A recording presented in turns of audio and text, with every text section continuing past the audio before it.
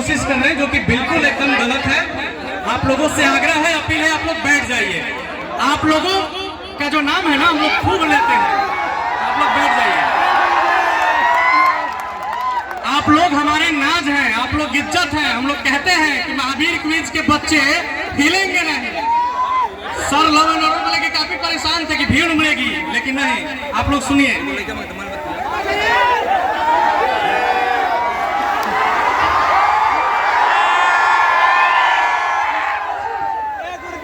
एक बार सभी जोर से बोलेंगे, जय श्री राम, जय श्री राम, जय हनुमान।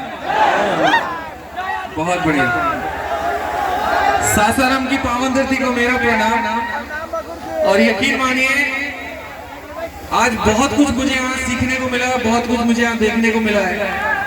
एक ऐसी प्रतिभा जो बड़े बड़े शहरों में नहीं मिलती, एक ऐसा जुनून जो एसी वाले लाइब्रेरी के अंदर में नहीं आता है, एक ऐसी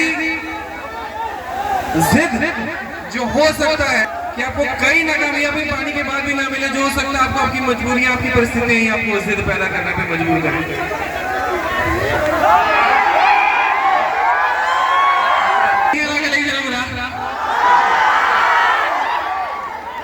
बाकी के बाद कुछ हम क्या हाल हुआ, बढ़िया। चलिए, तो सबसे पहले धन्यवाद देना चाहूंगा Mahavir quiz and test centre का, जिन्होंने एक ऐसी व्यवस्था बनाई जो आज उसे कह सकता हूँ कि पूरे भारत नहीं बल्कि पूरे विश्व में ऐसी प्रणाली मैंने नहीं देखी है, जहाँ पर बच्चे से 1 रुपए नहीं लिया जा रहा, लेकिन बदले में उनको बहुत कुछ दिया जा रहा है। आज किसी संस्था में आप जाते हैं तो वहां पर आप पैसे देते हैं तो आपका टीचर आपको पढ़ाता है, लेकिन Mahavir quiz and test centre एक ऐसी संस्था है जहां पर कोई टीचर नहीं है, कोई संस्था नहीं है, कोई इंस्टीट्यूट नहीं है।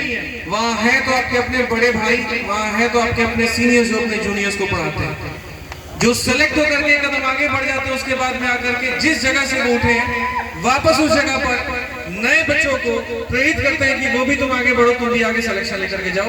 तो इसके लिए सर आप सभी को बहुत बहुत धन्यवाद। ताली की मजबूरी पूछ लिया बोलोगे, समझ आगे तब बोलिए, तुम क्या दिक्कत हुआ। बाकी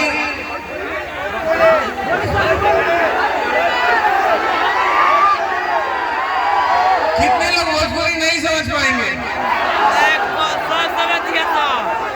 सब जना समझ बोले तो बढ़िया बैठे।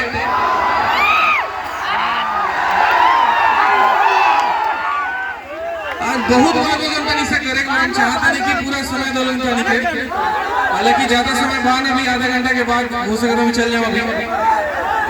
हाँ, बंद हो जाए।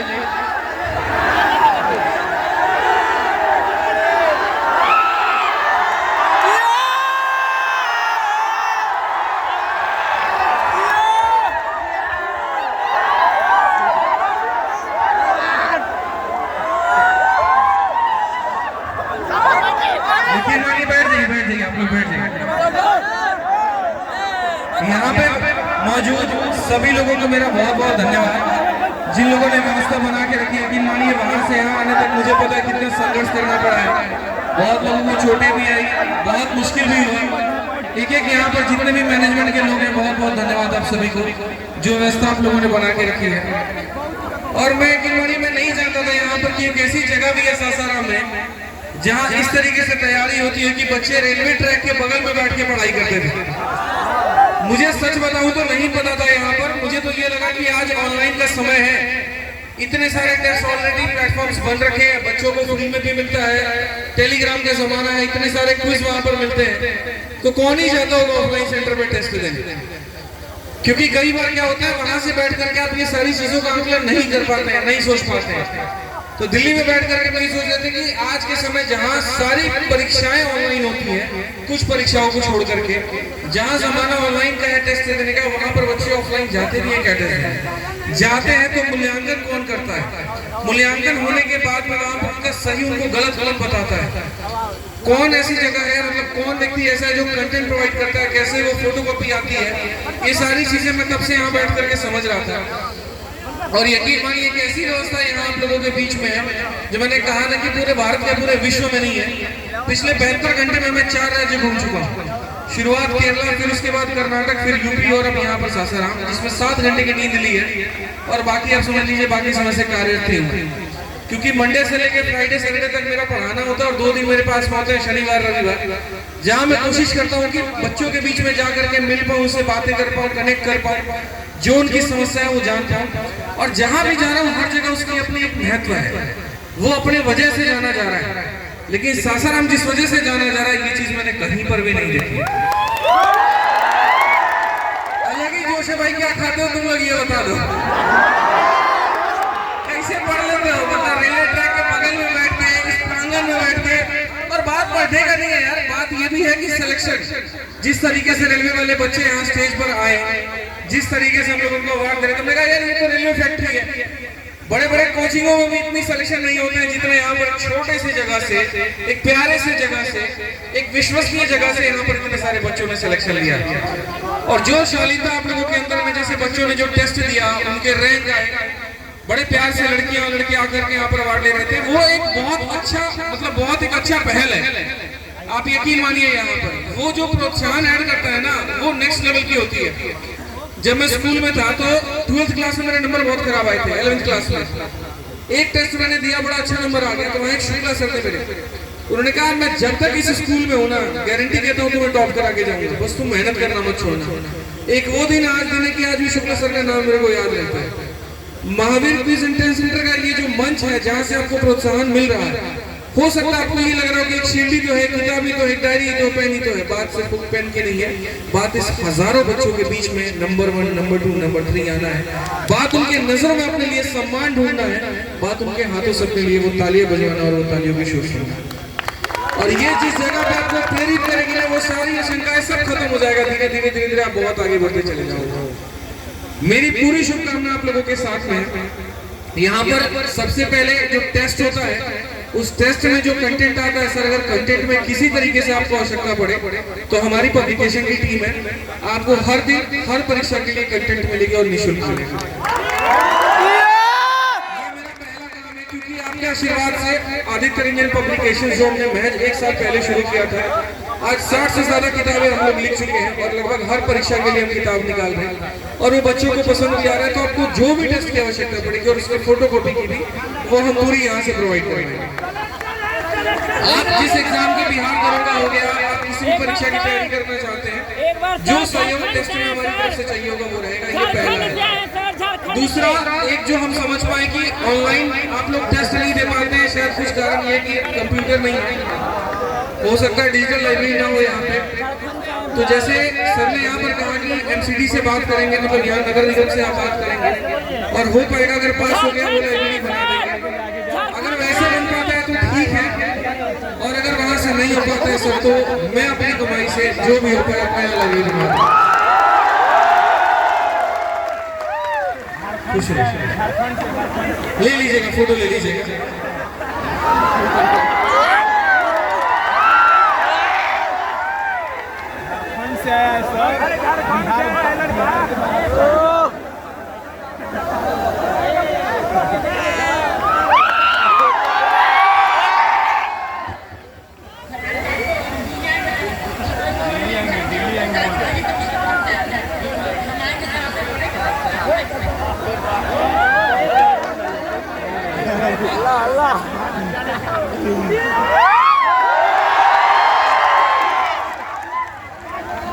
Math mafia.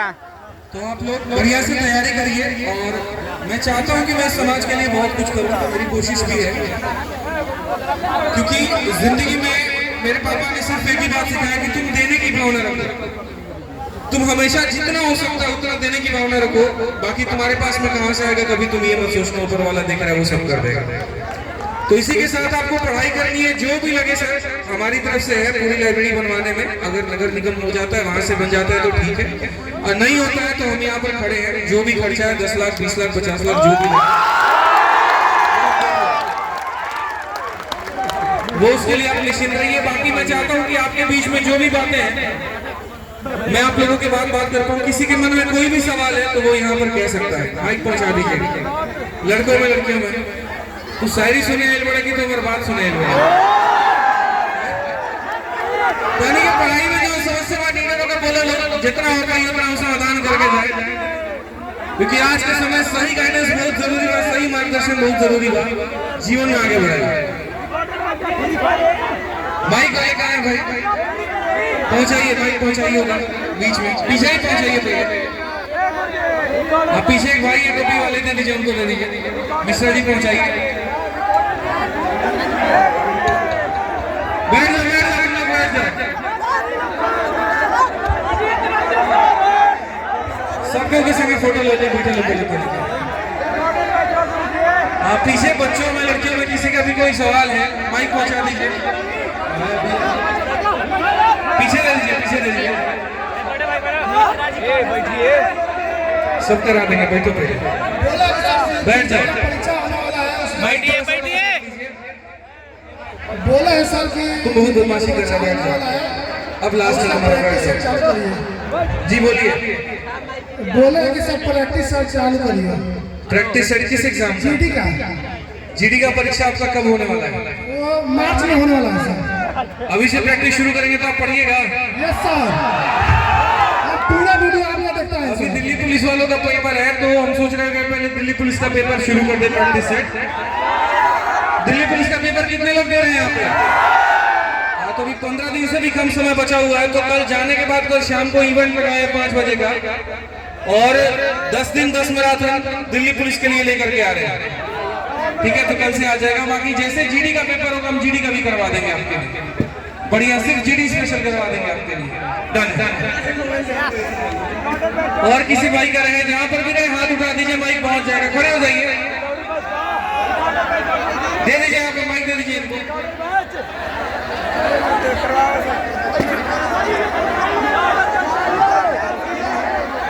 उदित आगे माइक दे दो। आइए, आप लोगों को आगे इसीलिए बुलाया गया ताकि आप बैठे ना कि खड़े रहें, अन्यथा आपको बाहर कर दिया जाएगा। बैठे रहिए, तुमको लास्ट में समझा रहा हूँ। बैठ जाओ। नमस्कार सर। नमस्कार सर, मेरा डिमांड ये है कि आपका जो फाउंडेशन बैच है उसको फीस कम करके कुछ मिनट के लिए फ्री कर दिया जाए। कौन सा वाला फाउंडेशन बैच है? जो नया वाला बैच आया है, बात करवाई हो सकता है। हालांकि फाउंडेशन बैच से याद आया, जो भी बच्चे यहाँ पर जितने भी 50 बच्चे आए हैं जो टेस्ट के माध्यम से आए हैं, प्रतिभा दे करके आए हैं यहाँ पे, देखिए फ्री बहुत एक छोटी चीज है। मुझे लगता है यहाँ पर कि आपको उसको पाने का हक भी होना चाहिए। आप Mahavir quiz and test centre का टेस्ट दीजिए, आप वहाँ पर रैंक लेकर के आइए, आप सिलेक्शन लेकर के आइए। न सिर्फ आपको मैं अपना बैच दूंगा, सारे विषय के सारे टीचरों का बैच दूंगा। जो ये 50 बच्चे टेस्ट में लेकर के आए, इन 50 बच्चों को हमारी तरफ से पूरा का पूरा कॉम्बो बैच आज एक्टिवेट हो जाएगा। छोटे लाल जी एक छोटा सा काम करेंगे, वो सारे बच्चों का मोबाइल नंबर में दे दीजिएगा और जो हमारा मैथ, इंग्लिश, रीजनिंग, जीएस सारा सब्जेक्ट का बैच होगा हम सब एक्टिवेट करवा देंगे। जो 50 बच्चे आपके यहाँ टेस्ट में रैंक लेकर के आए, ठीक है, आप यहाँ आइए, आप यहाँ टेस्ट दीजिए, आपको 50 में अपने लेकर के आइए, आपको बैच फ्री में मिलेगा। बिल्कुल। और किसी बच्चों का डाउट है तो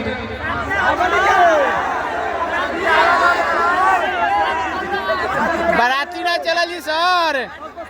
तैयारी के संबंधित कोई भी डाउट है तो आप वो पूछिए, क्योंकि देखिए आज का समय बहुत महत्वपूर्ण है। सही गाइडेंस, बाकी बातें तो हम लोग करते रहते हैं। यूट्यूब पर इतनी सारी वीडियो है मेरी पढ़ाने की, मेरी बाकी सारी चीजों की, लेकिन यकीन मानिए एक गलत दिशा आपको बहुत गलत में लेके जा सकता है। तो जो आपका तैयारी से संबंधित डाउट है, कैसे पढ़ाई करना है, क्या करना है, वो मैं चाहता हूँ कि मैं उसके सवाल आपको दूं, ताकि वो कॉमन डाउट होगा हर किसी को, अगर उससे आप कुछ सीख करके जा पाएंगे आज अपने घर पे। हेलो, हाँ, सबसे पहले सासाराम के धरती पे आपके बहुत बहुत स्वागत है सर। धन्यवाद। आप बिहार से बानी, तनको हमरा ना लगी कि हम भोजपुरी में ही आपसे कुछ पूछी, जौन बोलो तो पूछिए, आप हमके भोजपुरी में ही जवाब दें। बिल्कुल नहीं। अभी जाना था नहीं कि ग्रुप डी के एग्जाम चलता है। ठीक है। एग्जाम मैक्सिमम लड़का रेलवे ग्रुप डी के एग्जाम दे बाड़े आ देवे वाला बाड़े, जौन में करंट बहुत परेशान करता सर। एकरा खातिर रउआ क्या उपाय बताइए? करंट अफेयर सब क्यों सोच के नहीं रहे कि 6 महीने के आ जाए सुसलर ले लो खेला हो गई। अब फिर ये सुसलर लगी 5-6 का सवाल है कितना का आता 15 का सवाल होता 20 का सवाल होता। तो देखा भाई एक कोनो शॉर्टकट नहीं है एक के उपाय है मैं 3 दिन में तो बिहार का सर जी धुआं उड़ा देगा और रउआ खुद मैं माफिया के नाम से जानल जाए ऐसे नहीं सर नाम मत लो ना तो जेल वाला सा हो जाने वाला। अरे वो के बाद पढ़ लो कहीं ना कहीं हुआ कर दिक्कत ना होई। करंट अफेयर का भाई एक सॉल्यूशन मैंने देखा लेकिन इस साल के करंट अफेयर तो पढ़ के जाएगा पिछले साल के भी पढ़ के जाएगा। तो एक छोटा सा काम करो या तो जौन पत्रिका मिल जाओ या जौन वीडियो मिल जाओ जौन वार्षिक हो गया मतलब एक ऐसा कि 2024 का संपूर्ण एगो वीडियो 10 घंटा के 12 घंटा के 2025 के एगो संपूर्ण वीडियो 10 या 12 घंटा के या कोनो मैगजीन के संपूर्ण दलो के ओकरा पहले 2 से 3 बार जब ओकरा कंप्लीट कर लेता रहता ओकरा बाद में बाटे तो 6 महीने वाला पड़ा। जी सर ठीक बा एक दिन के करंट अफेयर में जीवत काम नहीं चले जैसे जनवरी 2025 फरवरी 2025 से 2025 में हर एक महीना के पढ़े जनवरी के फरवरी के मार्च के एक वीडियो के हिसाब से एक मैगजीन के हिसाब से 2024 में पूरा का पूरा एक जो किताब आवे जना 2024 में निचोड़ दे के वार्षिक दे के हुए।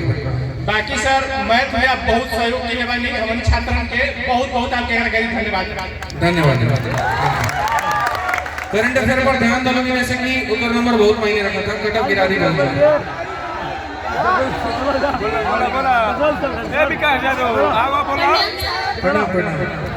हम आपसे मैथ बहुत अच्छे से पढ़ते हैं अर्थमैटिक तो हो जा रहा है लेकिन एडवांस में बहुत दिक्कत हो रहा है। अभी आप कौन से ग्रेजुएशन में है 12th कर चुके हैं सर इस साल ग्रेजुएशन फाइनल हो गया। फाइनल ईयर है तो मैथ्स की पढ़ाई कैसे कर रहे हैं सर आपके वीडियो से देखते हैं फिर पीछे से रिवीजन भी करते हैं। अभी तो फिलहाल एडवांस में आए हैं लेकिन फिर भी मुझे समझ में नहीं है। एडवांस में किस चैप्टर से शुरुआत किया आपने अभी जियोमेट्री से। इसीलिए तो नहीं समझ में आ रहा। एक बात बताओ पहले पहला सीढ़ी चढ़ोगे फिर दूसरा चढ़ोगे कि एक ही बार में दूसरा मंजिल पे चल जाओगे। पहले क्या होता है जमीन बराबर करना पड़ता है नींव बनानी पड़ती है फिर पहला मंजिल फिर दूसरे पे जाना पड़ता है। किसने आपको सलाह दिया पहले ज्योमेट्री पढ़ने का तो यही गलती कर रहे हैं आप। अभी एक ज्योमेट्री कम से कम खत्म होने में 40 से 50 वीडियोस की आवश्यकता होती है। आप 10वें 12वें वीडियो तक जाते जाते ही टूट जाएंगे। हाँ सर हाँ तो हाँ कह तो रहे हैं ऐसे मत जाइए। सबसे पहला या तो नंबर सिस्टम से शुरू करिए या अलजेब्रा से करिए या ट्रिग्नोमेट्री से करिए। ऐसा टॉपिक कभी भी पकड़िए आप लोग जो थोड़ा सा छोटा हो जिसको जल्दी खत्म किया जा सके। 15 से 20 वीडियो जाते बहुत बोरिंग। हाँ तो इसीलिए जो छोटा टॉपिक रहेगा वो खत्म होगा तो एक सेंस ऑफ कंप्लीशन आता है माइंड में। उन्हें वो रहेगा कि हाँ भाई खत्म हो गई अब एक खत्म हो गया अब दूसरा का बच्चा लग पड़ेगा। तो ये बेटे की रुआ अलजेब्रा से शुरू करी चाहे ट्रिग्नोमेट्री से शुरू करी अब बार ओकरा रुआ पढ़ जाए तब ओकरा बाद ज्योमेट्री या मेंसुरेशन या बाकी बन जाए। ठीक बा thank you.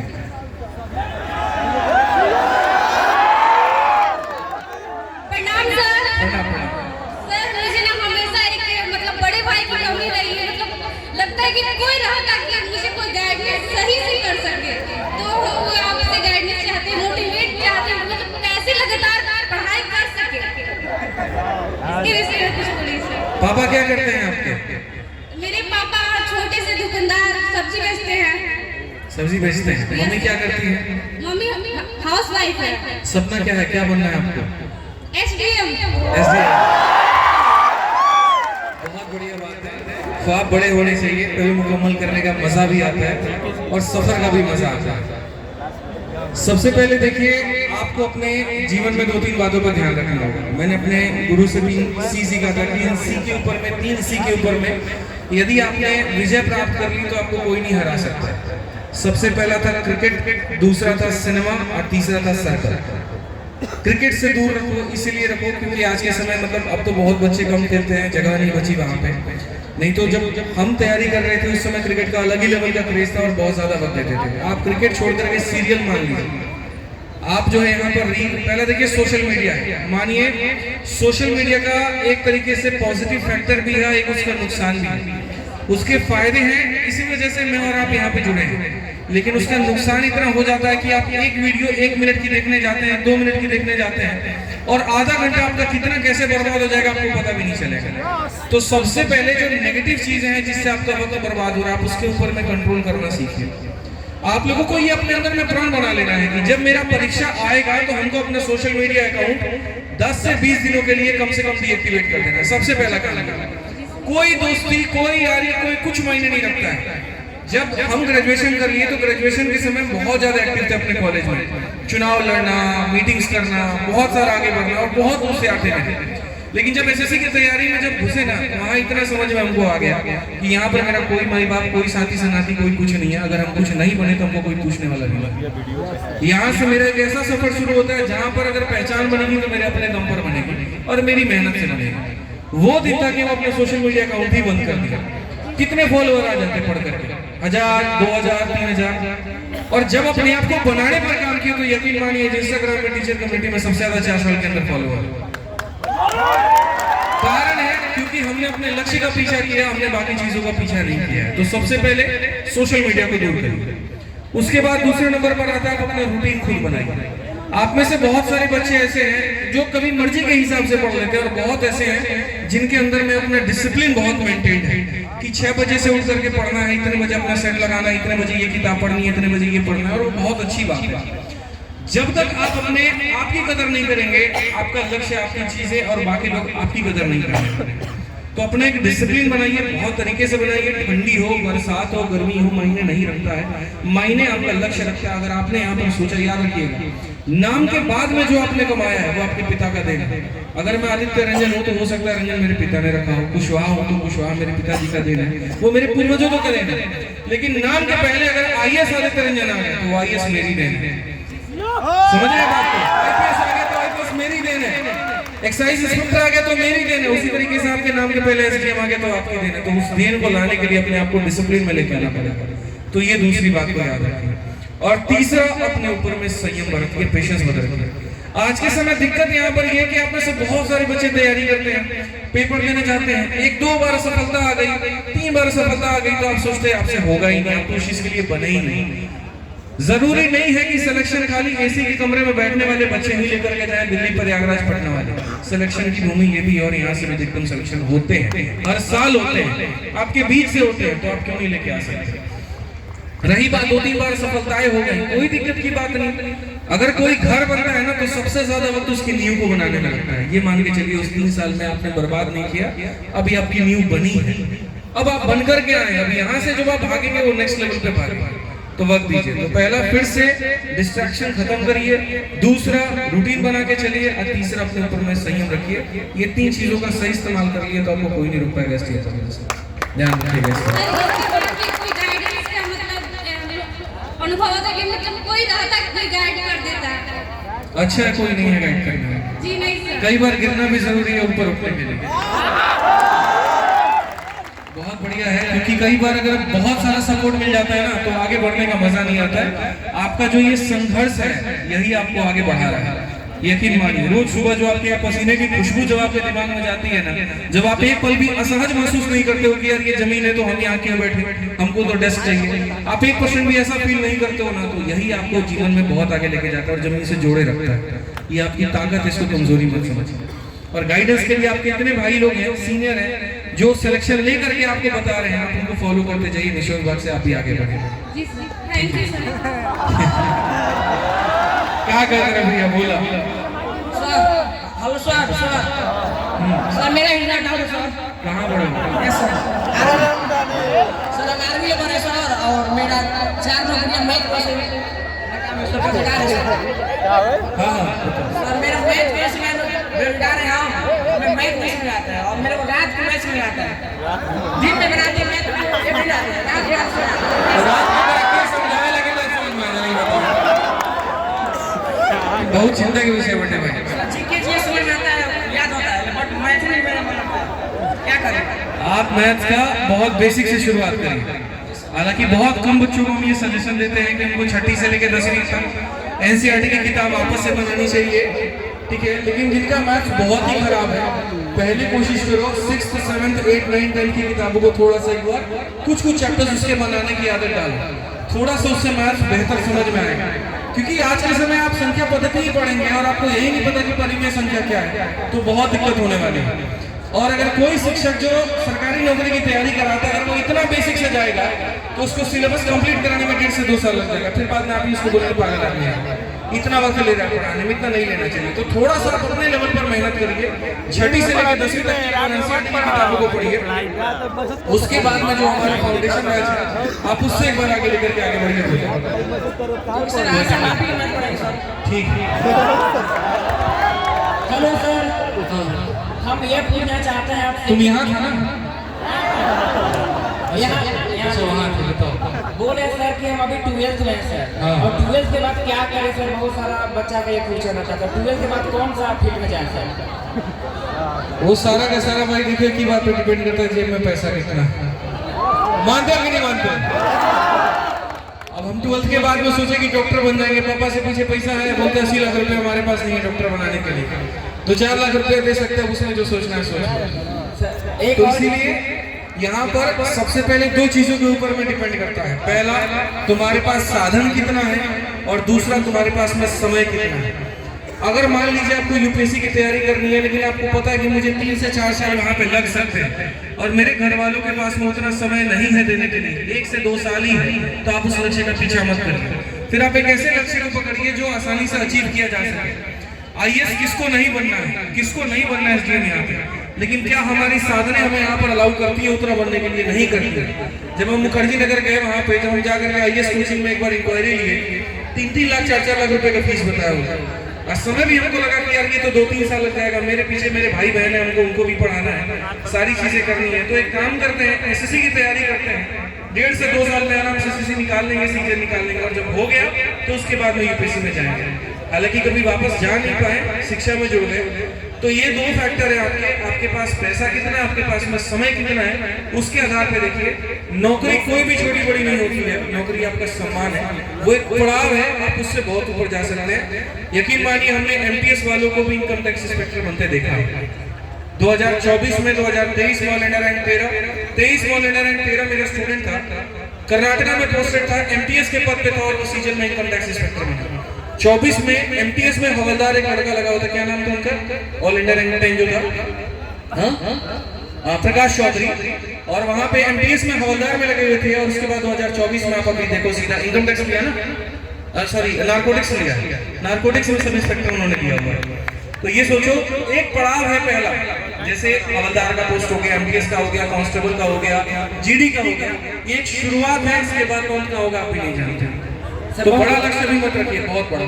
Sir online best या ऑफलाइन बेस्ट सर? लास्ट में दोनों बेस्ट है, दोनों की अपनी महत्व है, दोनों की अपनी खासियत है, दोनों की अपनी कमियां हैं। ठीक है, बहुत बहुत थैंक यू सर, धन्यवाद।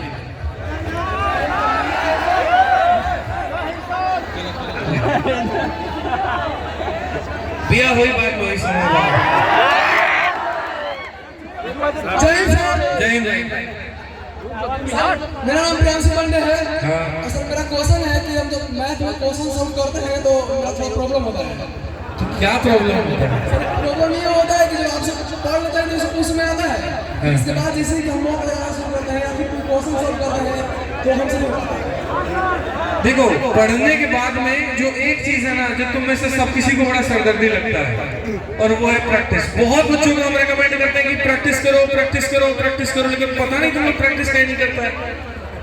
सर नहीं, प्रतिशत अगर पढ़ लिया तो उसके बाद में प्रतिशत के 300-400 सवाल लगाओ ना वहाँ पे, अपने अंदर में ये प्रतिक्रिया ले लो कि सारा कुछ भी हो जाए, 50 क्वेश्चन किए बिना सोएंगे नहीं, कुछ भी हो जाए 50 क्वेश्चन करना है। कोई भी किताब उठाओ, किसी भी संस्थान का उठाओ, किसी पब्लिकेशन का उठाओ, लेकिन पढ़ने के बाद में कम से कम उसके 50 क्वेश्चन को डेली लगाओ। कलम जितना घिसोगे किस्मत उतनी चमकेगी, इस बात को ध्यान रखना चाहिए। जरूरी है प्रैक्टिस, तुम्हें बहुत बेस्ट बनाएगी। गणित का सारा खेल ही पेन पेपर का है, जितनी कॉपियां भर सकते हो उतनी भरो, प्रैक्टिस जितना करोगे दिमाग उतना खुलेगा। खाली टीचर के वीडियो के सहारे रहोगे कुछ नहीं होने वाला। हर चीज अगर वीडियो सिखाती तो कामयाब हर कोई होता है, खुद की मेहनत करके कोई बात होता है। और सर एक शेड्यूल बता दीजिए कि थोड़ा शेड्यूल क्या रहना चाहिए? अलग अलग शेड्यूल होता है, हर किसी का अलग अलग होता है। आप लोग को सबसे बढ़िया हम आपको एजुकेटर देके जा रहे हैं, वो आपका आज के समय आपका एआई है, चैट जीपीटी। आप चैट जीपीटी हो गया, जेमिनी हो गया, मोबाइल का रिचार्ज कराते हैं ना, आज के समय मोबाइल के रिचार्ज में सबसे लाभ की बात बता रहे, हर मोबाइल के रिचार्ज में कोई ना कोई एआई का सब्सक्रिप्शन फ्री में मिल रहा है, चाहे चैट जीपीटी का मिल रहा है या जेमिनी का मिल रहा है। अब आपको बता दें, हमको जेमिनी का मिला, हम यूज किए, पिछले 72 घंटे में हम गए ना 4 राज्य घूमे हैं, लेकिन किसी भी राज्य में जाने के बाद हमको ऐसा महसूस नहीं हुआ कि हम अपरिचित हैं। रास्ते में अपना मोबाइल खोल लिए, टाइप कर रहे हैं, छोटा छोटा सवाल भी। एयरपोर्ट पे 2 घंटा बैठे हुए थे, खाली यही पूछे कि इस एयरपोर्ट पे ये बता दो खाने की व्यवस्था कहाँ है, रहने की व्यवस्था क्या है, हर एक चीज स्टूडेंट बन करके उससे पूछे ये बताओ अगले 3 महीने में कौन कौन सी सरकारी नौकरियों की भर्तियां आने वाली है, उसके लिए पाठ्यक्रम क्या होने वाला है, सिलेबस क्या होने वाला है, पूरा बना के दे देता है। लिखना भी नहीं आता, टाइप करना नहीं आता, बोलना तो आता ऑडियो मैसेज की तरह उसको बोल दो। उसके लिए मेरा पूरा शेड्यूल वहां पर क्या है वो सारी चीजें पढ़े। कौन से शिक्षक ने इसके ऊपर में वीडियो बनाई और सटीक बनाई है बताओ, तुमको शिक्षक का लिंक दे देगा। तो फिल्ट्रेशन जो है, जो भटकाव है, उसको एआई अभी थोड़ा कम कर रहा है और उसके बारे में बहुत फायदा है, उसका थोड़ा अडेप्ट करो। आप में से बहुत ऐसे बच्चे हैं एकदम बेसिक मॉडल पे चल रहे हैं। बेसिक पे चलना गुनाह नहीं है, बहुत अच्छी बात है, लेकिन कब तक?